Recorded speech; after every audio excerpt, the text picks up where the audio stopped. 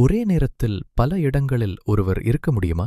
புராணங்களில் பகவான் கிருஷ்ணர் ராசலீலையில் ஒவ்வொரு கோபிகையுடனும் தனித்தனியாக ஒரே நேரத்தில் இருந்தார் என்று ஸ்ரீமத் பகவதம் கூறுகிறது.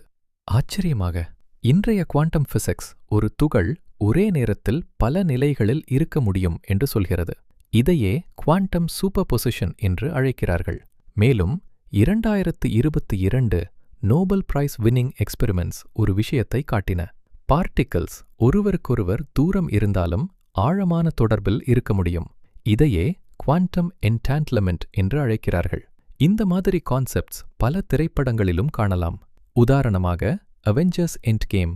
இந்த ஹாலிவுட் திரைப்படம் மல்டிவர்ஸ் மற்றும் டைம் டிராவல் போன்ற கருத்துக்களை காட்டுகிறது.